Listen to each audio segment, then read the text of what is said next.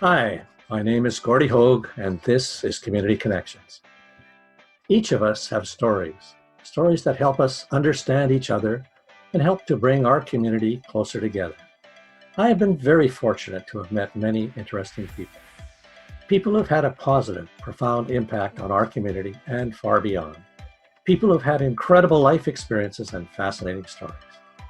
Community Connections is about these people and about their stories. I'm sure you'll enjoy meeting these amazing people as much as I have. Thank you. Please enjoy. Welcome to Community Connections. My name is Gordy Hoag, and today's guest is an active citizen who's made enormous contributions to our province and to our community. He served on our Provincial Health Authority Board with the 2010 Olympics, and he has been the president of the Financial Advisors Association of Canada, the Greater Vancouver chapter. That's just to name a few of the many contributions made. He has a master's degree in commerce, and he's lectured on the subjects of economic administration and financial planning, and he is a financial planner. He's volunteered in many, many community organizations, and he is an active contributor to many, many adventures within our communities, and he is a talk show host. Welcome, CJ Sidhu, to Community Connections. Thank you, Mr. Hoag. Thank you for the kind introduction. It's my pleasure to talk to you about any issues you like to discuss. So if you could talk a little bit about growing up and decisions to come to Canada and how that happened and how things worked out here in British Columbia. So, Gord, I started my life. I born and raised in a small town of Rajasthan. It's a desert area of India, northern India, and bordering Punjab. Most people here is from Punjab. I'm from Rajasthan. I grew up there, did my bachelor's, then did a master's degree there, and then I become a lecturer in a government colleges of Rajasthan, and they call it here kindly, they call it a professor. So I was 22-year-old when I became a lecturer based on my master's degree's meritorious basis. And then my life was always involved in the community one way or the other. So I got involved in Rajasthan University and College Teachers Association as a joint secretary for the whole province. We call it state of Rajasthan. Yeah. And also was involved in All India Federation of University and College Teachers Association.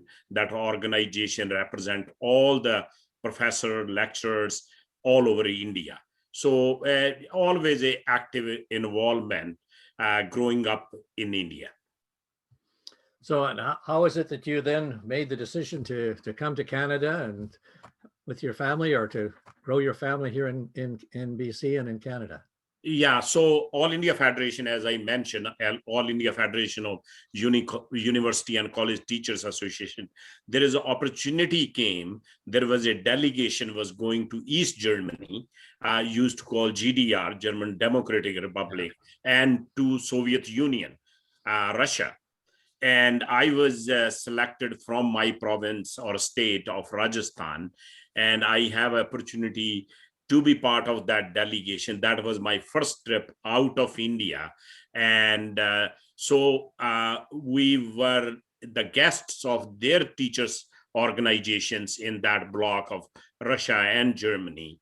And I always intended to visit Canada because my brother still lives in Calgary, Alberta. So he said that why don't, once you finish your trip of teachers' delegation, why don't you come visit me? So from once my delegation went back to India, I came to England, and from England, I came to Calgary, Alberta, Canada. And that's where my journey of Canada started. And then how did you end up staying right here and in British Columbia and getting to this area? So it's a very interesting journey as well. And I came as a visitor, and my brother asked me, do you like the country? I said, I love it. And he said, considering you have a very good job in India, you're well established. And I said, I love the country. And, in those times, you probably heard about arranged marriages in our community, in South Asian community. So my brother got the word out. And so sure enough, I got engaged, then got married with Gail Sidhu. You met her, and and a side point, Gordon.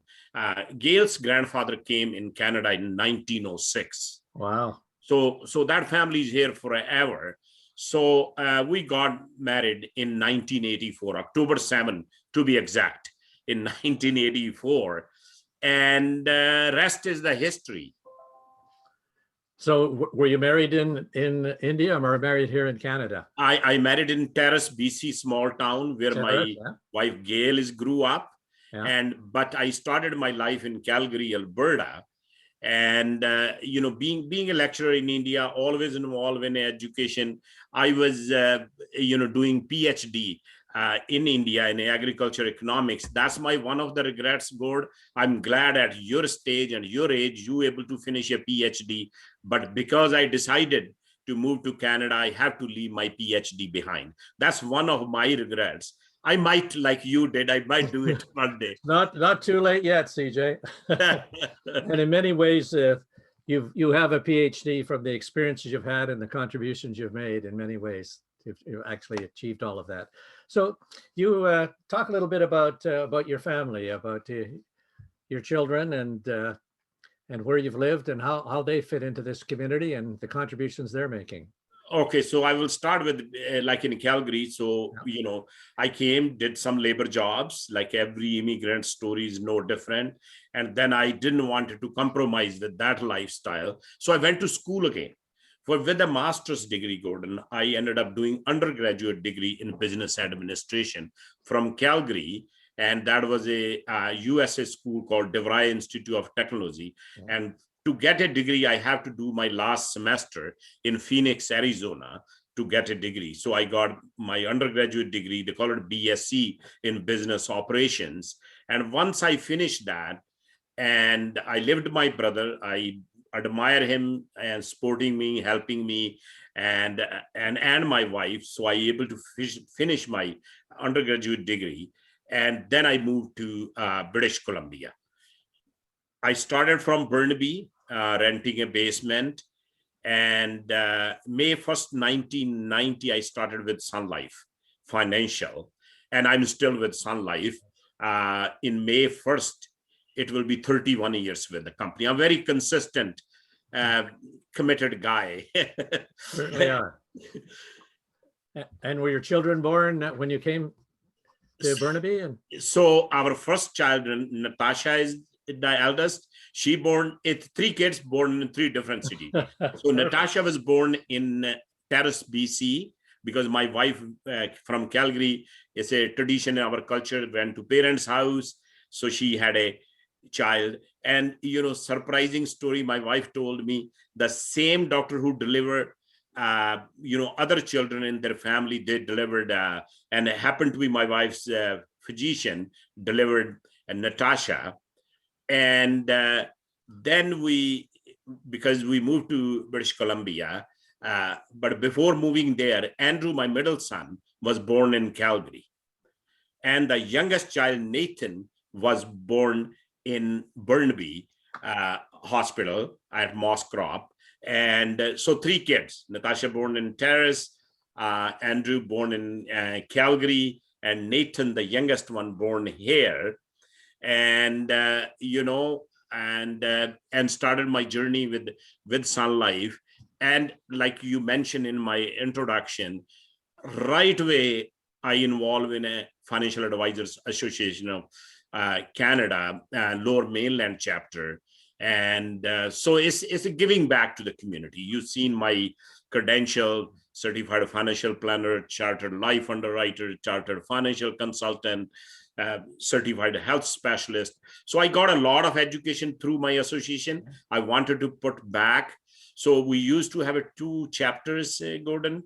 So I served as a president of New Westminster chapter of Advocates Financial Advisors Association.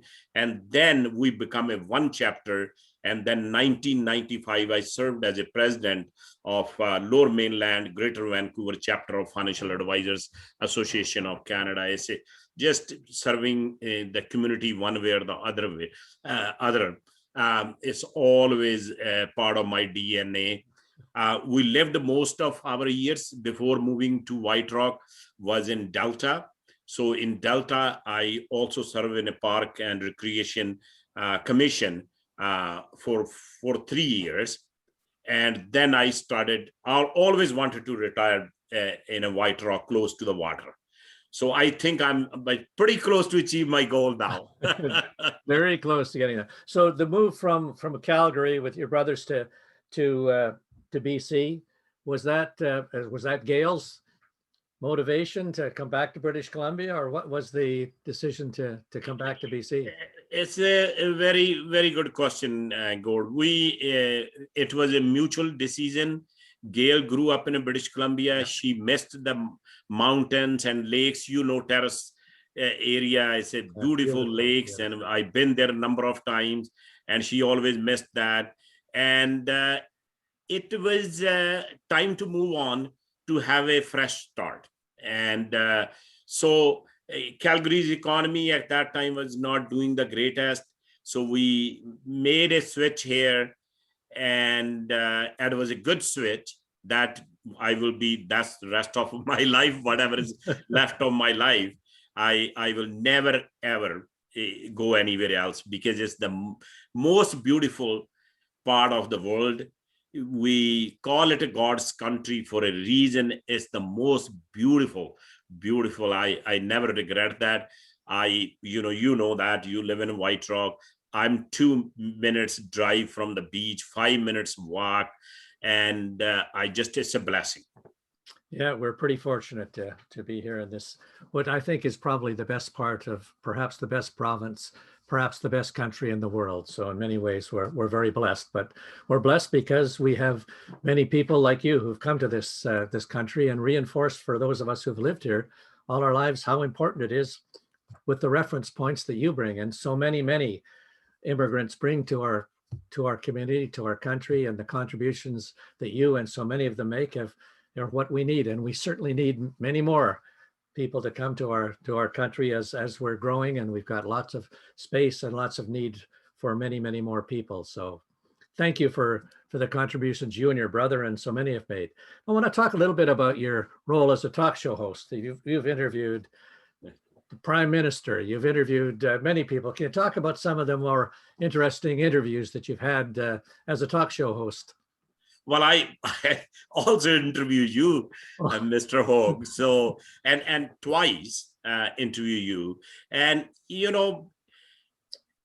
when I interview people like you are interviewing me, it's amazing as being a TV host, because you study the person a little bit before going on air. And when I look at your credentials, the way you serve your community, from a councillor to a mayor to a MLA to a cabinet minister to member of parliament. And as you remember, when I introduced CJ, you, we don't want to hear about me. Let's talk about you and some of the things. Well, yeah, I was just alluding to your question that being a TV host. So I in general, people don't know about other people that I interview much. So when you look at their background, they're all passionate people, like Mr. Trudeau, Jagmeet Singh, Andrew Wilkinson, provincially side, Christy Clark, just Herb Dhaliwal or Mr. So it's give me such a amazing feeling and exposure. And people ask me, and sometimes people serving on the government, that my Thursday is my interview night. And sometimes people get concerned that I will put them on the spot, or I ask a difficult question. Sometimes their handlers ask, "Oh, CJ, what kind of questions you're going to ask?" I give them an idea, but I tell them, because sometimes the young handlers don't know. And I said, it's providing information to the community. Yeah. My show is not confrontational. It's a providing community information, and people can call in to ask a question to my guest as well. And then I said, don't worry about the politician. They're trained enough. They know that, and they know how to answer it. If they don't know, they know how to dance around the question. So so it's an amazing experience, and it's my passion. I love it, and I'm doing for all my life pretty much. I started in India. I started journalism. I did my postgraduate diploma in journalism. It stayed with me one way or the other, either print or radio or TV. And now I'm a live TV host. And another thing, to make a point, I always did voluntarily, never charged a penny. And a lot of people ask me, CJ, why you do it for free?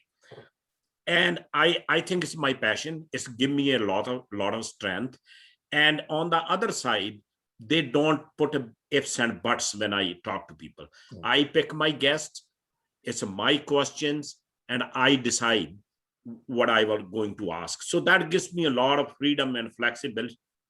And media should be free. That's what media is. It's when you interfere in the process, then we don't have a freedom of speech or expressing our opinions like you live that life, Gord.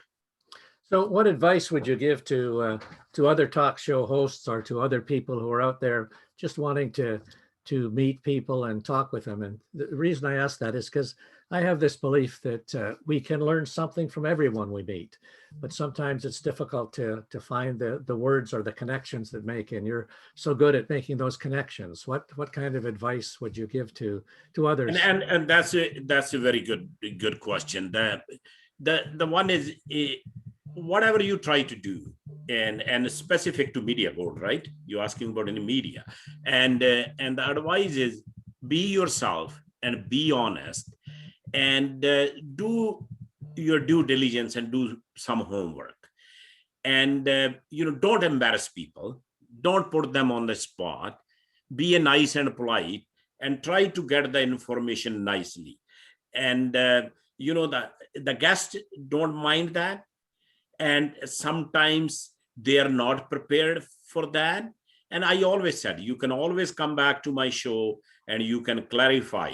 So the advice is, be humble, be prepared, be considerate for other people as well. Yeah. Because people have to realize, Gord, even your guest on the TV or what they did in the community, they serve the community, and they had a right to come to you, and they have their own experiences, and nobody knows 100%. Neither me nor you. We all learning from each other every day. Yeah, absolutely. So the work that you do in that, and when we're seeing what's happening around the world in terms of media and the challenges of media, and we've always had people who sort of lived on the periphery and were antagonistic about in all countries, but we're seeing that more and more. And I just read a study that said that there were reduction in democracies around the world, and even a number of countries which are still democratic, that the participation has dropped.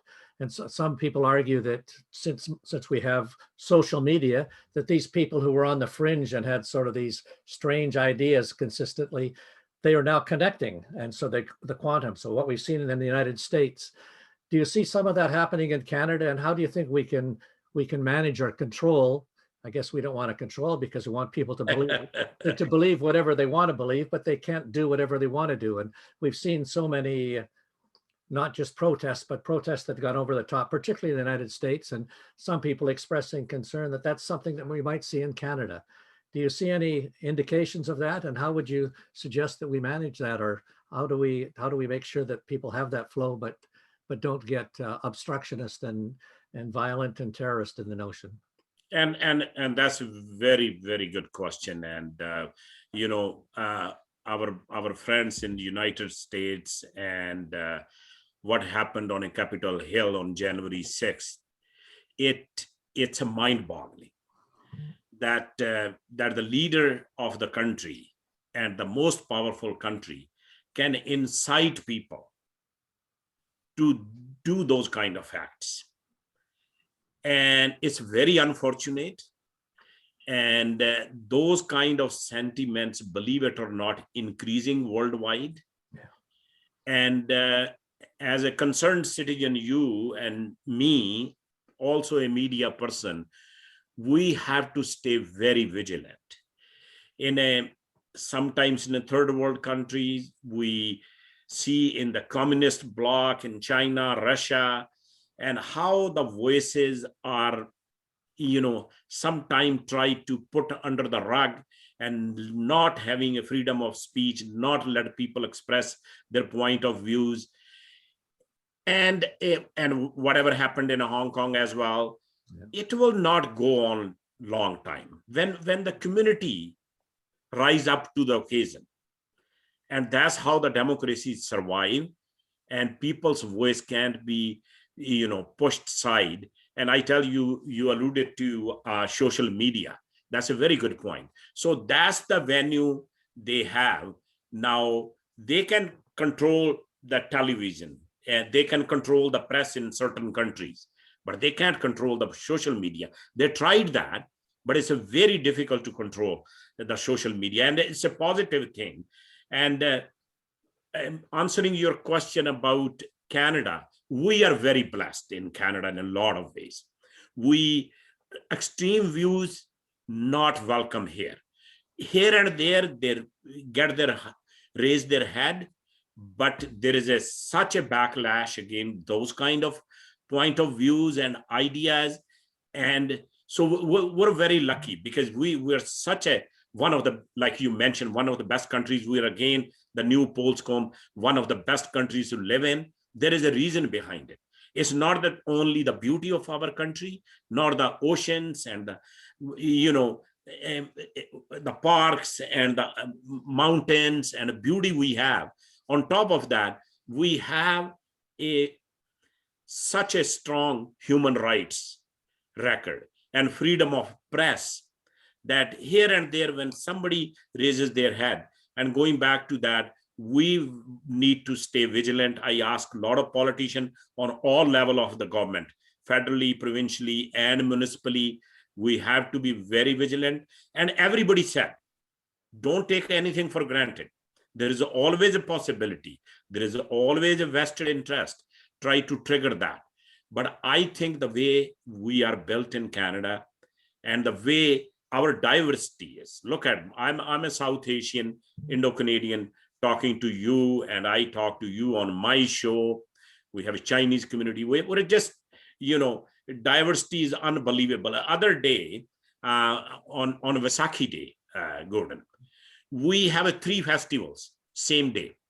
Ramadan for Muslims, so we congratulated them. Vaisakhi for Sikhs, and for some other cultures. So we celebrated Vaisakhi. That is a origin of Sikh religion, actually, and the season for festival season as well, because the crop comes and people get happy. And in our Hindu culture is called Navaratri. And so three big religions and cultures we celebrated. I thought we were a little bit further away from the Christmas, but so that's the diversity. That's the strength of this country. That's what we celebrate. And another thing, quick point I add, when I talk to the community on a small circles, or, like-minded people, when we sit down, I think, guys, you have a lot of rights. You have a lot of freedom. Never, ever forget the responsibility. You have a lot of responsibility to be Canadian citizen. You can't take it for granted. You have to do your due diligence at your part, and you have to contribute. Because I think more than 50% of the country are run by the volunteers. Because if we pay for soccer moms and soccer coaches and hockey coaches, and going in the arenas and taking care of little things in the community, the organization you involved, Gold, people have to contribute, and they have to take a responsibility, going back to keep it such a wonderful Canada that we have. And I think that wherever we go in the world, most people care about the same things. They care about family and community and getting ahead in the world, whether it's getting ahead economically or socially or spiritually, and contributing in some fashion. So that sense of purpose that comes with that. And so that's, I think, as you outlined, the multicultural and pluralistic nature of Canada. We're so blessed to have so many different cultures and beliefs and values that are all grounded in those same values. They're expressed differently, they're celebrated differently, but they carry with them that same sense of connectedness, those same values that are so important. And we wish that could be reflected across our whole world, and the commonality that comes with that, and connections that come with that. I think you've expressed that so well. And I read just recently that Canada was named the best country in the world to live in on a recent study that came out of the Yes. United States, ironically. So, with that positivity, looking at some of the notions, certainly in India, the farmers have expressed themselves rather well with respect to their concern, and they've done that in a very peaceful, positive way, although I think it's picked up a little bit on in different areas. So how do you see the expression of concerns in a country like Canada? How do you see those things? You've mentioned social media. How do you think those people, we've seen the anti-maskers going through, as we're going through the pandemic, and how they're standing out and reacting. So we've seen a little bit, probably more people who are defining things differently than the reflected values that we have. How do you see the management of that in Canada and how that's been handled? That, and we're seeing protests over pipelines, a number of protests. So we hopefully they are fairly positive in their actions and people having the right to do that. But do you think that there's other ways to look at that and to address that and support that? That's a very, very good question and a statement, Gord, that starting from the farmers in India, it's very unfortunate that the farmers for months now sitting in New Delhi and protesting that, and the government is not listening to their concerns. And just for a clarification, the farmers not only from Punjab, Yeah, is farmers all over India. And and Punjab is the bread basket of India, and that's where the most harvest. And so it's kind of unfortunate that the big businesses try to take over the even the farming industry. And I think the heads will prevail, and they're doing the peaceful protest, and come to a resolution. But moving to Canada and our concerns that you're mentioning about the pipeline, the protest, and sometimes in our Aboriginal people, native lands issues, the protest is people's right to protest. It had to be genuine, it had to be sensible, it had to be peaceful. We don't want to take a law and order in our hand and hurt people. What is happening in America, it's kind of so sad, and we don't want to go to that route. And what are the mask deniers? And I was really disappointed with Maxim Bernier kind of guy that speaking in favor of that. And it's very unfortunate, Gord. And people need to listen to the science. It's a scientifically proved that mask helps people, protects people, washing hands, social distancing. This nobody knew it. It happened after 100 years, and all of a sudden, it is not British Columbia problem. It's not a Canadian problem. It's a worldwide. It's a global phenomena, and it had to be dealt with globally, because one country is not immune, because now we live in a global village. We travel all over the world, and that's how it spread. Started from China, ended up in Italy, and then boom, all over the world.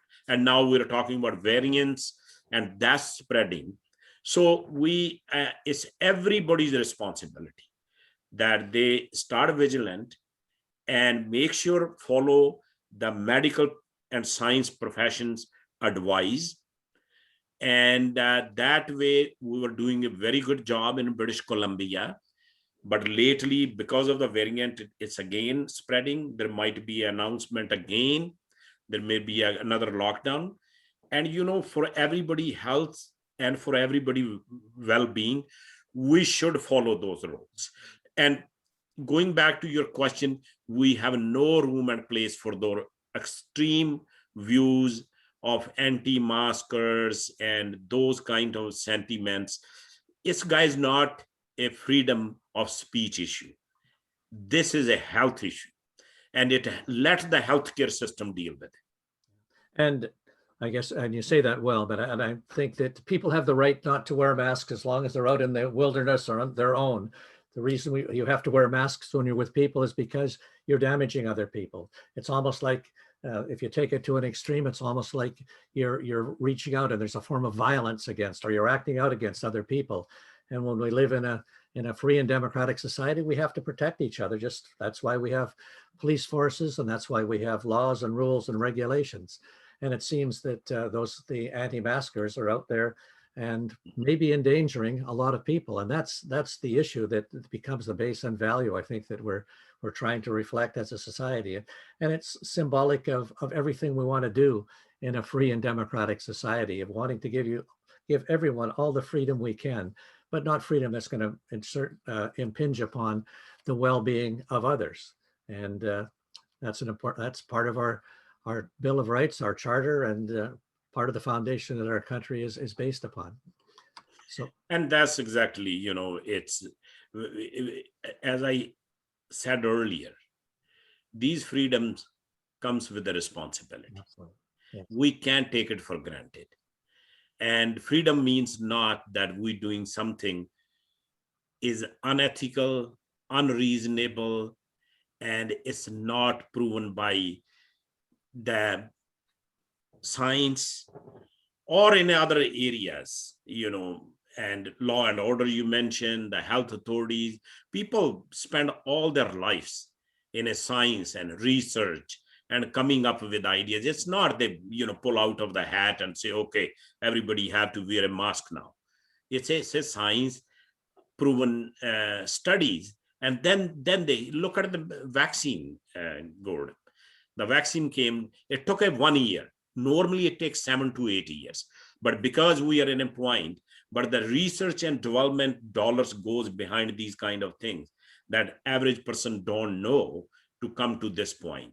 And once everybody is vaccinated, 80-90% population, I think by Christmas, we able to enjoy a couple of glasses of wine and celebrate with our friends and families. Yeah, I've always been intrigued with information and research and evidence. Doesn't seem to change people's minds to a large degree. We look at outcomes and we believe those things which support what we already believe, and contradicting that. So that's a really interesting part of how we convey. I've been particularly looking at the issues of climate change, and their climate change deniers. There are all kinds of approaches to it, but I have those disagreements with Laverne at home, and she says, with the singular exception of marrying her, I have really bad taste. So it is interesting how we communicate, and how we have to communicate from a point of values and emotion. Words don't always convey what we want, but there's lots of research that says it's emotion, it's our body language, and how the words fit with what we're saying, and how our body language is. And I think that becomes so important in communication as well. It's so important. And you mentioned climate change, and now we realize what is happening in the world. And everybody have to be vigilant. And recycling was a thing of the past, but now we are so aware that if we see somebody throwing a can, it bothers you, and you pick it up if you're a good citizen. And the other thing too, when it's come to a sentiment, we have to strike a balance. Our friends in Alberta is hurting big time, because they based on the natural gas and gas revenues and stuff. So how we balance that, protecting the climate at the same time we're protecting the jobs. So, there's a very fine line between this.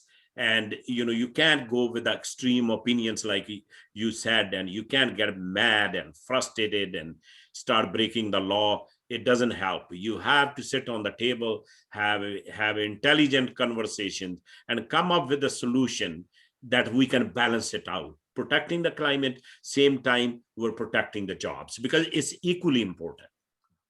Well said. And as we're getting to an end, are there any sort of final messages you'd like to send out to our viewers in terms of the experience you've had and advice you give? And you've said so many prescient things along the way, but any kind of final words you'd like to pass on to our viewers and to people who may be looking at this in the future? Sure. Thank you, Mr. Hogan. First of all, I appreciate you decided to interview. I sincerely thank you for doing that. And it's very important that these media outlets we have to talk about our sentiments coming from the different people with a different upbringing. And my final words is no different than I said in my intro all along. We live in the most beautiful part of the world called Canada. It's just an amazing country. And, I get emotional sometimes, Gord, when I talk about it. Then talking about our own province, British Columbia, what a beautiful, lakes and God's country. And, the trees and, forests and beaches and, mountains. And we are so blessed. And don't take it for granted. Protect our environment. Protect, simple human being characteristics. Be a good neighbor. Give a friendly hand to each other. Contribute. Do volunteer work. Whatever you can do. If you have a time, give a time. If you have money, give a money. And, make it even better. Because we have to, like we talk about, have to start vigilant. Everybody have to do their part and make it even more better there where we live. And look at that, the part we live, Gordon, in a White Rock. What a beautiful city. And we have a beautiful ocean. We go there. And, nice trip there. You can have a coffee or drink and you can meet up with the friends and, small coffee shops around here. And so, I get very excited. I'm so happy to move here, and that will be my retirement home. And just do your due diligence, do your part, serve the community, and being a good citizen. And end of the day, if you're a good human being, you will do all that anyways. Well said. Being a good citizen and contributing. And you've certainly been a great citizen of our country and our province and made many contributions, and we're very grateful. Thank you very much, CJ, for being a guest on Community Connections. Thank you for joining us today on Community Connections. Please tune in to our next show as more amazing people share their wonderful stories. If you haven't already, please click on the red subscribe button below, right down there, and view our updates. Feel free to leave any thoughts or comments that you may have. We're always trying to do a better job of connecting this wonderful community. Thanks again for joining, and until next time, keep connecting. Thank you.